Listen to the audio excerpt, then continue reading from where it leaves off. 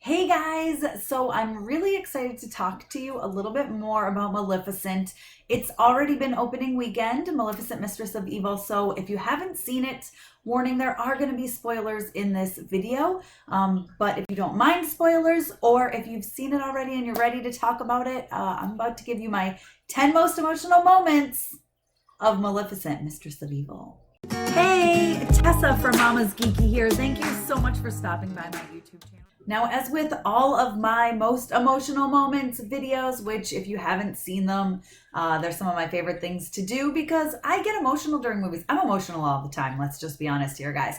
So it's something I love to do. I've done it for Endgame and Infinity War and Spider-Man Far From Home and Toy Story 4, just lots and lots of different movies.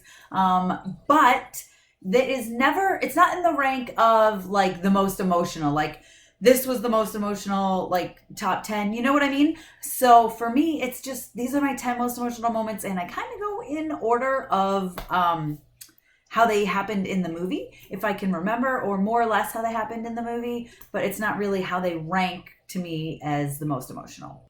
Again, there are going to be massive spoilers for Maleficent, Mistress of Evil in this video, so if you have not seen it, stop watching now and go ahead and check out my spoiler-free review. Or if you have not seen it and you don't mind about spoilers, you can just keep watching. So the first emotional moment is when Prince Phillip asks Aurora to marry him. I mean, I knew this was coming. I mean, it's been, what, 5 years, I think they say, since the first one. And it's like, come on. I would hope he was going to propose to her at some point because, listen, I'd be long gone by then.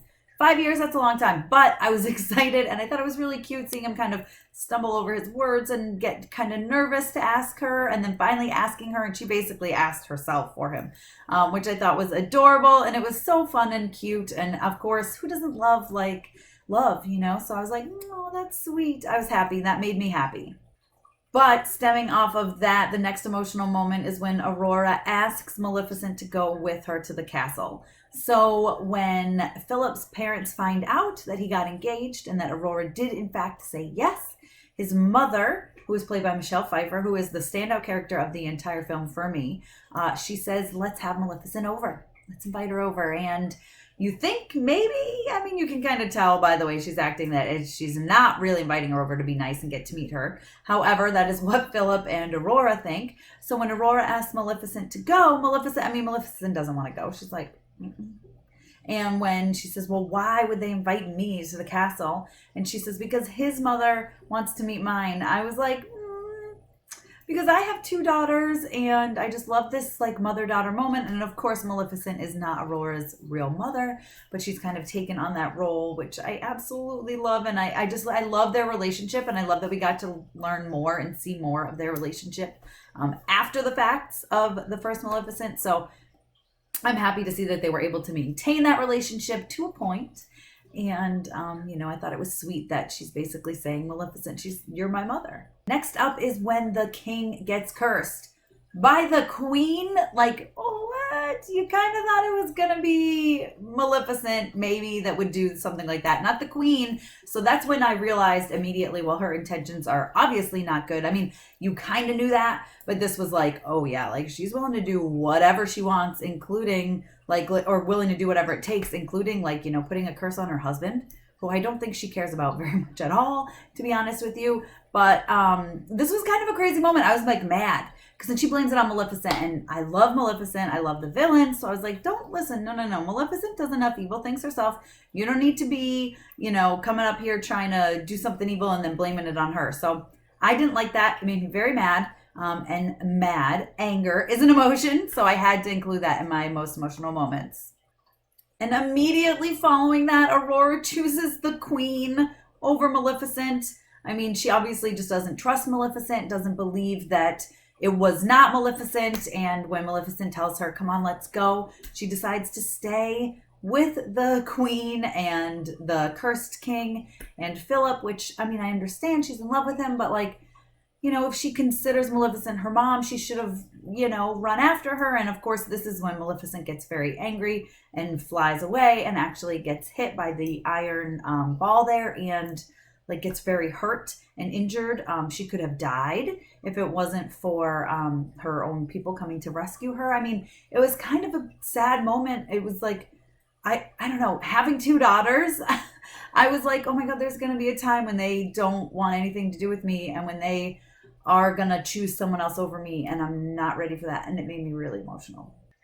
So then next is when Maleficent finds her own people. So that was really awesome for her to see that there's others out there like her. She gets to know them a little bit. It was kind of sad because we learned about how they were almost extinct, and how they basically are almost extinct, but how that whole process happened and how they've been hunted down by humans and just and not given a fair chance. So it was a big ball of emotions because I was like, I'm happy for Maleficent that she knows she's not the only one. I'm sad for all these creatures that are having such a difficult time. And then I'm thinking in my head, like, well, this kind of relates to like real life. This is awful. So just, I was a big ball of emotions during that part. Very mixed emotions. But it was very emotional time. That whole scene of her being with her people and getting to see like the children and stuff. It was heartwarming and heartbreaking at the same time. And speaking of heartbreaking, so if you haven't seen the movie, basically there's this crazy part where I've said this in my spoiler-free review that it gets very dark and very violent. It's basically a war between the creatures of the moors, and Maleficent's like family, I will call them, and the humans. So it's an all-out war. It's awful. It's not good. The humans have found a way to basically take the magic away from the fairies and the mythical magical creatures, whatever you want to call them. So it turns them into like, there's like those trees that are alive, turns it into like a tree. And it's really awful and makes some of them disappear. It's not good. They have this powder that they release. And this whole scene was like kind of crazy and tragic and awful to watch. Like my daughter who's 6, I plan to take her to see this movie, but this is the one scene that I'm like she's sensitive. She gets emotional and it might really, really hurt her. So basically the humans lock all the creatures in a church because they think they're there for the wedding of Aurora and Prince Phillip. And they lock them in there and they have this girl playing the organ, and it's so like, it is like cold and calculated. It is awful. She's playing a song, and then whenever she hits a certain key, it shoots that powder into the air and turns these creatures into like whatever, they lose their magic.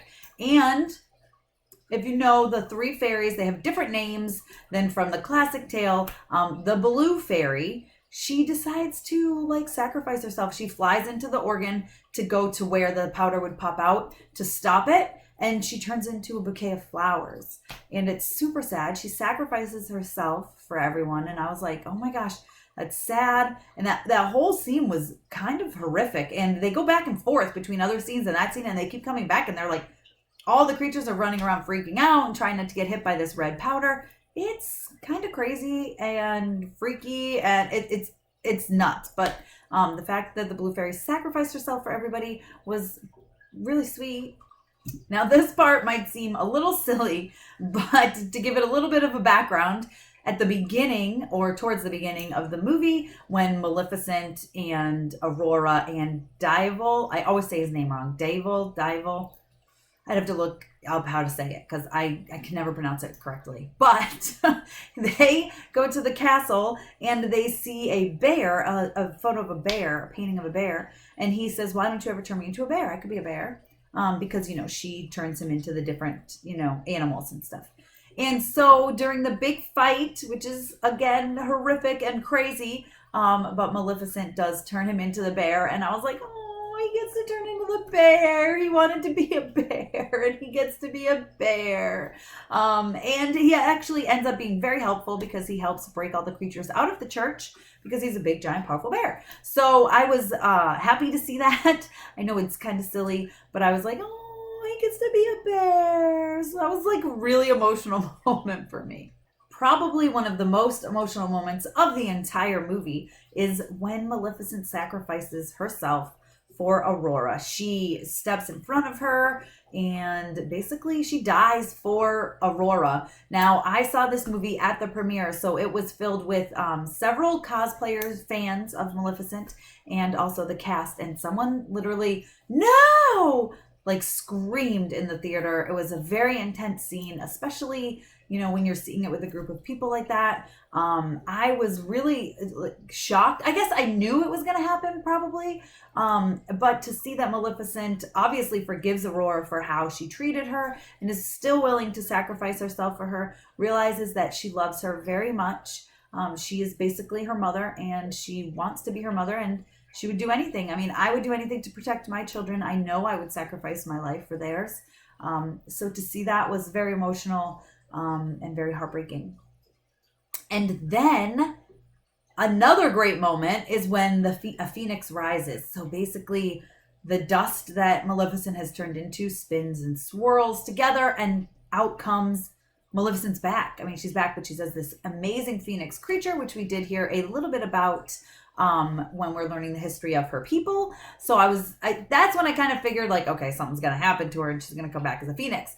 But it was still hard to see and hard to watch. But seeing her come back was really cool and really awesome. And she helped save the day and win the war, stop the fighting. But it was really awesome. And my favorite part, and I might get teary, I'm starting to get teary, I don't want to, it's so crazy because then she's this big phoenix. And I was thinking to myself, is she going to get to be back to Maleficent? Like, is her magic going to allow her to change back? Or is she just going to be this phoenix for a while? What's going to happen? And she turns back into her form and she's in front of Aurora. And Aurora goes, well, well. And I was like, I love it so much. It just meant so much. And I was so excited to see that. Oh my God, I am getting teary. And I love the mother-daughter relationship between them. That was the standout for me, obviously, being a mother of two daughters. So I don't know, I just loved that part. And the well was like, it made me really excited to see. And then the final emotional moment, for a few different reasons, is when Aurora and Prince Phillip get married. Now, I will say it was a little weird, and if horrified is an emotion, that is a little bit of what I was, because there's this war that has literally just ended. People have died, creatures have been horribly disfigured and murdered, and they're like, get married right there. Like, right after the war, like, there's got to be dead people on the ground, I would imagine. Did they, like, move the bodies? What's going on there? I don't know. But they got married immediately right then, and I was like, this is very weird. I get the symbolism, like, the war is over and we're going to connect these two worlds, but maybe clean up the battlefield first and, like, give it a week. I don't know. It was a little strange to me, but it was really cute because Maleficent ends up tearing up and trying to hide it, which I thought was adorable because I immediately thought of my daughters getting married, and I know I'm going to be a hot mess. Then I can't even think about them having their first date, let alone get married. But I know it's going to happen, so I loved seeing that. And then something that was kind of sweet and kind of a fun nod to the classic Sleeping Beauty is the two fairies and the bouquet of flowers, which is a little weird and a little morbid, are there, and they're changing the color of the dress back and forth, the two alive fairies, and then her dress becomes blue. So, and they go, oh, it's perfect. So I don't know if the flowers still had magical powers, if maybe the fairies that were still alive changed it to blue, I think is maybe what happened. I think one of them changed it to blue. I don't know. I was kind of, during that moment, I was like, this is so sweet, but like they're literally just getting married on the battlefield. And then that happened with the dress, which, like I said, I thought it was a fun nod because in the classic, they change her dress back and forth, different colors. But yeah, I don't know. But overall, the movie was really good. I think Michelle Pfeiffer was probably the standout character for me. She's super evil and super dark and just an amazing actress.